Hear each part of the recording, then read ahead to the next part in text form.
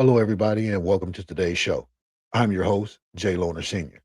And before we get into today's show, let's take a second to hit that like button, smash that subscribe, share, and comment at Pot of Coffee 12 on 3 on YouTube and on X.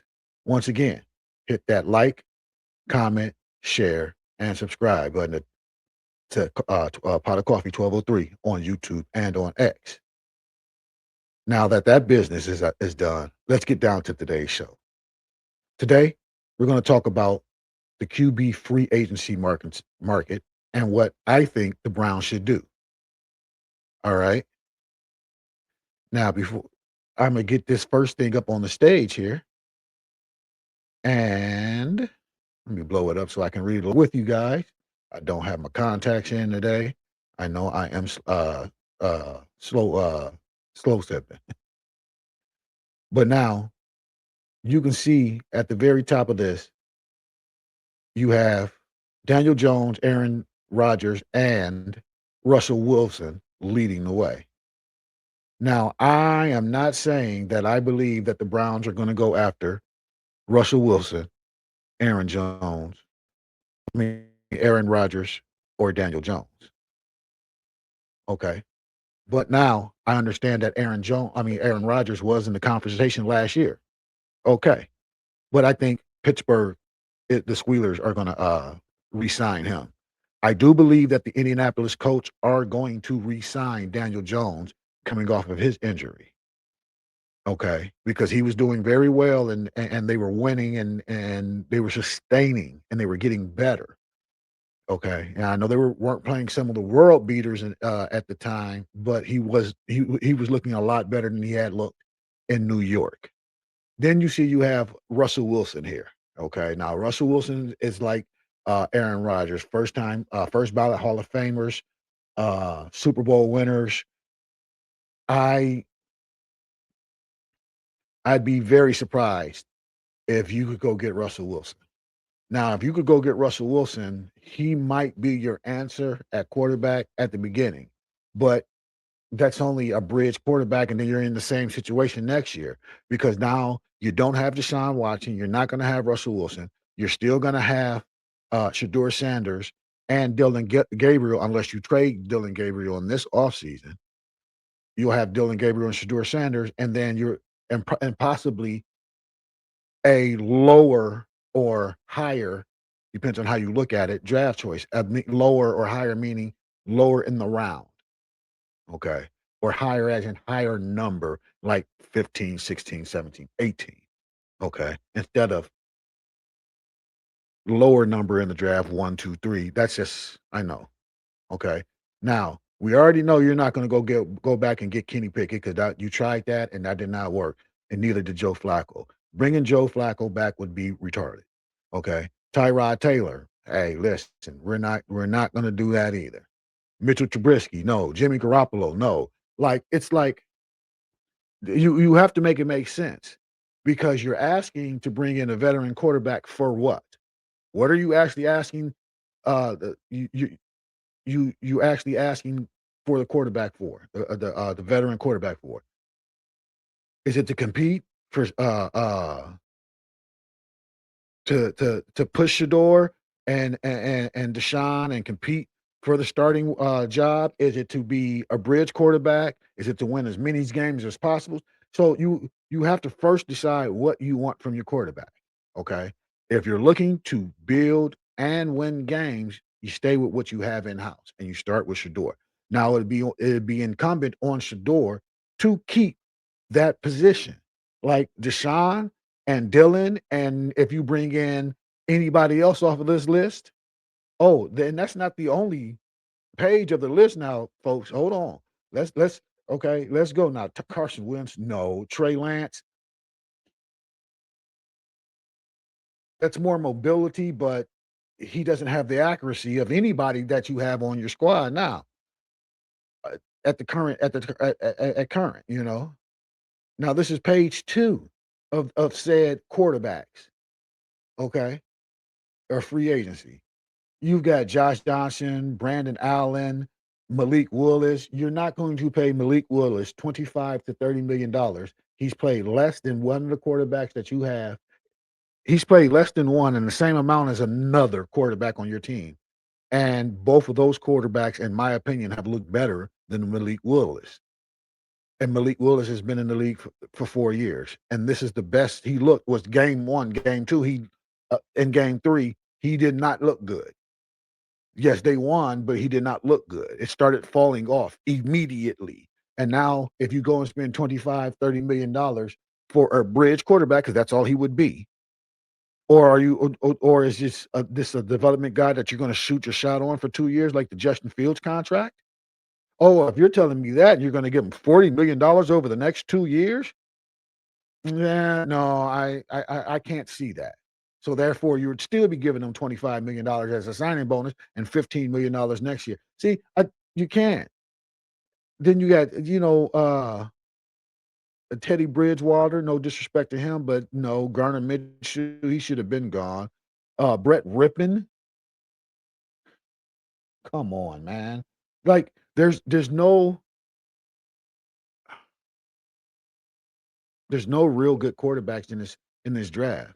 If anything, I'd go down here to Danny, but to Tommy DeVito. I'm sorry, Tommy DeVito. I am sorry. I know you probably got that all your life, and that was just a Floridian slip of the tongue. I saw DeVito, and then it automatically hit Danny. I'm an old fella. I've been watching Danny DeVito since he was back on Taxi. Okay, so no disrespect. Then you see down here you also have a Sam Howell. That would be interesting. Okay. Oh, but you guys think that's it for the free agent quarterbacks? No, no, no, no, no, no, no, no, no, no, no. There's more. There is more. Hold on, let me bring it up. All right. Now I gotta bring this stuff down. And then remove it from the stage and add this one to the stage. Yeah. Like I said, we weren't done. These are the last few. And on this list, you got Jake Browning. I wouldn't mind Jake Browning, because he's more of the quarterback that you have in your room now. See, everybody is thinking now. Let me just take this down because I'm about to get into the minutia of this, and it's going to take you somewhere, but it's for a purpose. Okay, it's for a purpose. I'm going to actually skip something I had, and I want to show somebody something, you guys something. Now, what I just showed you was uh all of the free agent quarterbacks, unrestricted, restricted, and everything. Okay, the first 3 pages, and I think there was a couple more pages of that because the restricted free agents were a little bit more deeper. But I put in some filters and stuff so I can get the most likely. Okay, now this is the top 6 free agents entering this off season. As you see, you have Malik Willis sitting at the top with 26 games over his career. Now, I don't think Malik has started. No, Malik has only started 7 games. So the 26 games must be the total. I don't understand that unless they got him in because he's played here or there in spot duty for a play or two or a package, which I think in Tennessee he did have a couple packages or a couple packages as in personnel groupings and special plays. Then you have Aaron Rodgers, which we already said was not going to be a free agent. And you have Daniel Jones, which we don't think is going to be a free agent. Then you go down to Russell Wilson, which I think it's just time for Russ to hang it up. I actually think it's time for Aaron to hang it up also, but they're not going to do that. I think there will be a team out there that will give Russell a 1-year league minimum. Russ doesn't need the money. I think Russ is chasing the legacy. I don't even think he's chasing the ring. I just think that he's chasing the legacy and wants to go out as a winner. As a winner, he wants to win in the playoffs and go out. If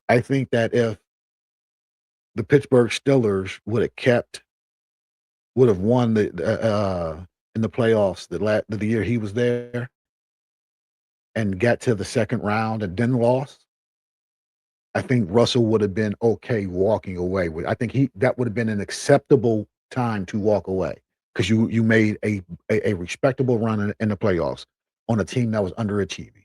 Now every team you're going to be at, you're going to be sent. You're going to be come in as the veteran guy, just to steady the room, and you already have that in Deshaun Watson, and he's proved that he can do that for you last year when he was recovering from his second Achilles tendon injury.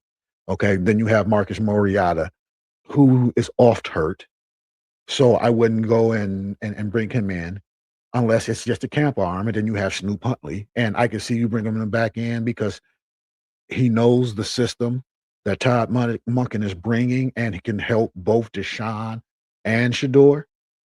And this is what I really wanted to say about this whole thing between Deshaun and Shador. They're not going to be so much different. There's not going to be so much of a gap now because you have to remember Deshaun hasn't had played a full season in about 6 years. Okay, and I know that you're like, what do you mean? Well, let's get into it. Okay, here's Deshaun Watson's career in Houston.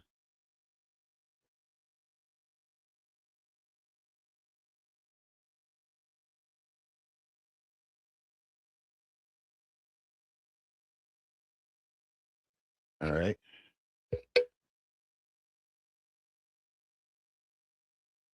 Uh, Give me 1 second. I'm sorry. That's bad radio. I got something up on my screen that just popped up. I'm trying to get it down because I can't even read what this says. So,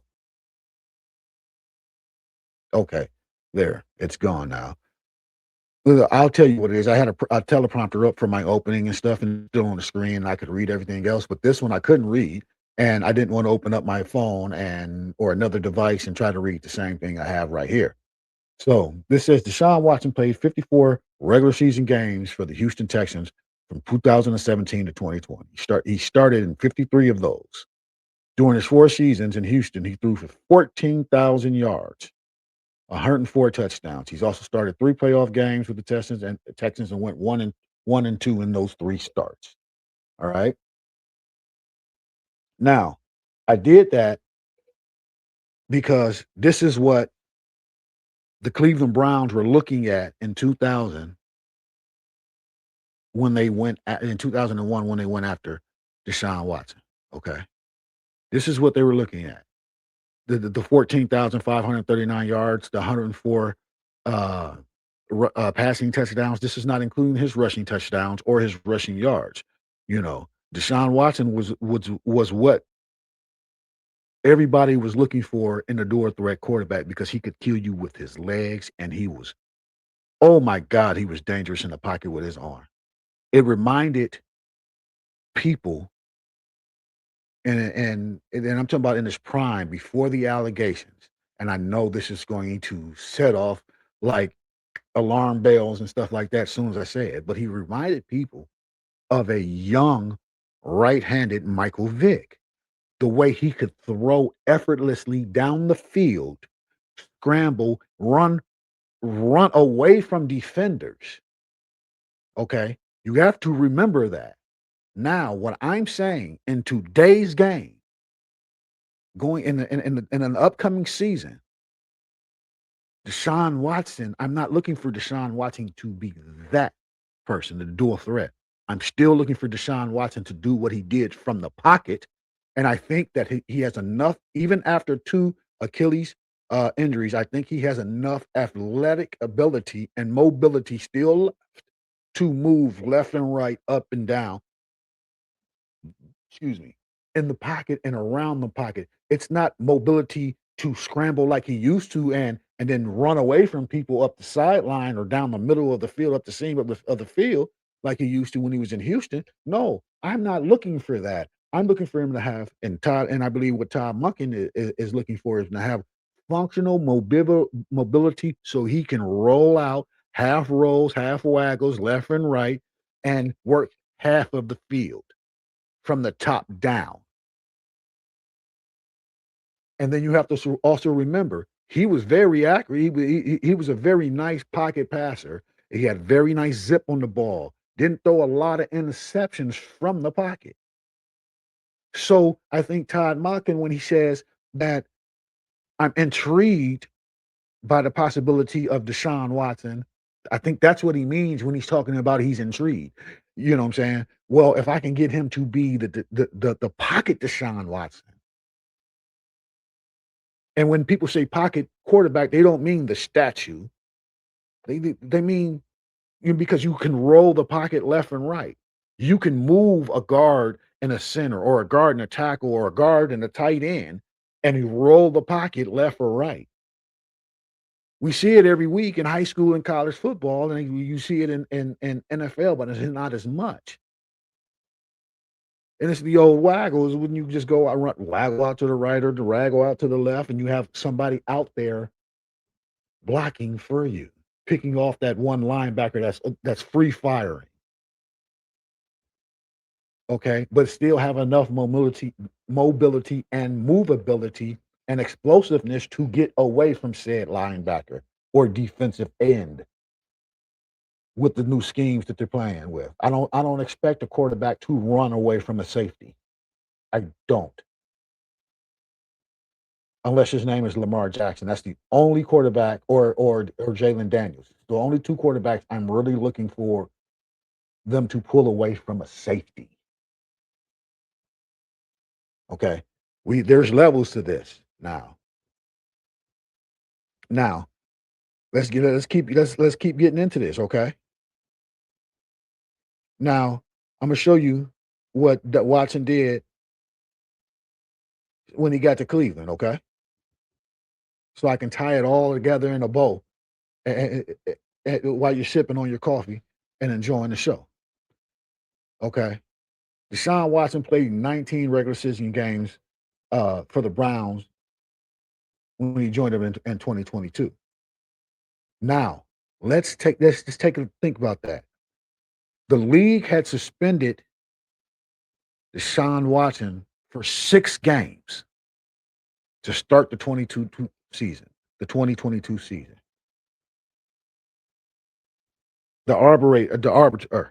The league appealed that because they were getting so much flack because of the allegations of Deshaun Watson had on him, 23 or 24. I think at the time of the suspension, I think it was 18 or 19, and a couple more came out afterwards, okay, if I recall. Now, um, so that suspension went from 6 games to 11 games. So I added 5 games. So then he wound up playing the last 6 of the season, and he didn't look good. But you got to remember, the year before he had sat out, so he had already he was 18 months away from football. Okay, bring in 2023. Now he has the whole off season. The everything is centered around him. Okay, because once the league changed it from 6 games to 11 games, they had to step away from Deshaun Watson and put him on the back burner. Now, in the 6 games, you can still do some things, and he could still be around the facility. Okay, because I believe you had a bye week around week 4, and he could come back 2 weeks prior to his suspension to acclimate himself to the team. So it would only been a month, but now it's more like 2 months he's away from the team. So you had to get away to a whole new system. Now you get 2023 season comes in, and everything is supposed to be going hunky dory. All right, let's go. We got Deshaun. He's healthy. Everything. There's nothing hanging over his head. The lawsuits have been quieted down. The media is talking about it more than anybody else. So let's put him on the field, and maybe him winning can help quiet that crowd. If we can get some semblance of the 2021 Deshaun Watson or 2020 Deshaun Watson, we would be, because 2021 he sat out, we would be in so much we would be in such heaven. Okay. I'm sorry, I got something on my other monitor about the missing woman, and there's a lot of movement going on. So, but that's not for here. This is a sports show. Then he starts the season. He gets hurt week 3 with a shoulder. His shoulder injury was so bad he could not lift his arm for a week. And then when he gets back in, he gets hurt 3 games later and he's done for the season. Enter 2024. He plays 7 games and then ruptures his Achilles. So he hasn't been able to put anything on the field to warrant the $230 million guarantee. I understand that, but they were injury related. His production was injury related. So you can't fault him for that. So I can see why the Browns as an organization and Todd Monken as the head coach would want to see what he has, why it would be interesting and intriguing to see what he has left. Because now he's 100% healthy. If you think of it like this, he'll be a full year away from his second Achilles injury.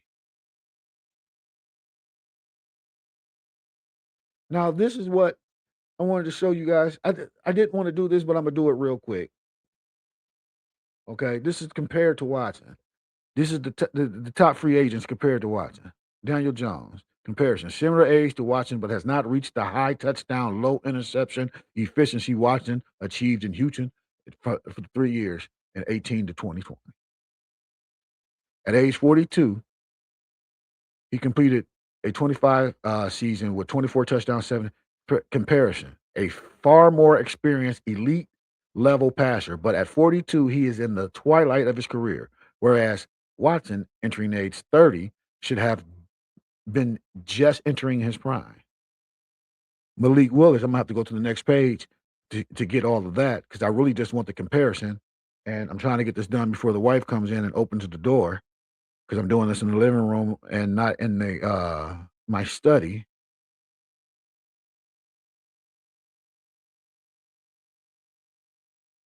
Oh, here it is, the bottom 5, the bottom 2. Sorry.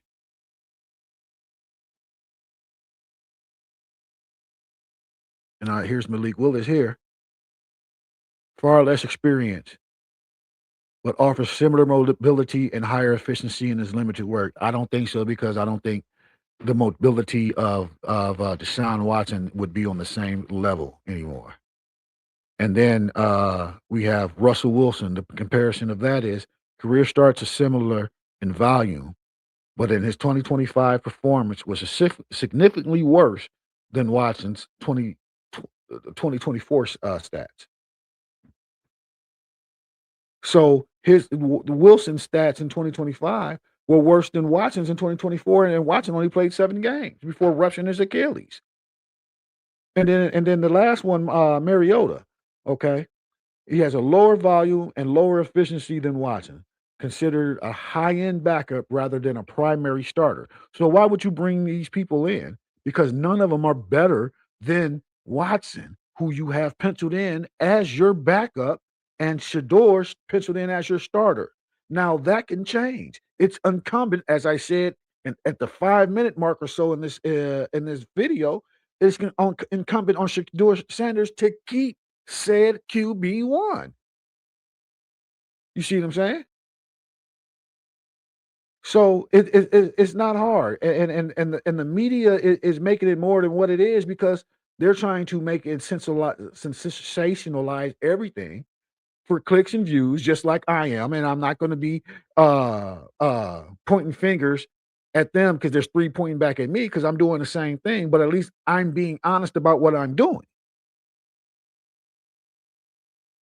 But also, I feel that I'm more of a fan of the Cleveland Browns than the individuals that are some of the individuals that are reporting on them and making these grandiose claims of what they should be doing when they are known and proclaimed on their own shows and shows that they've been on that they are not Browns fans, that they are Bengals fans.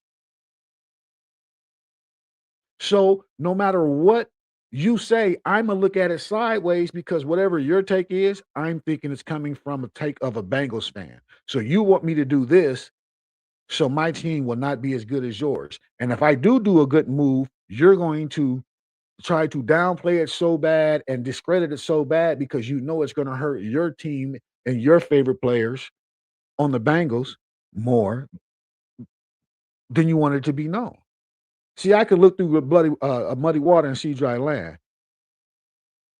Okay, I know that's deep. So once you figure it out, you come back and get back at me.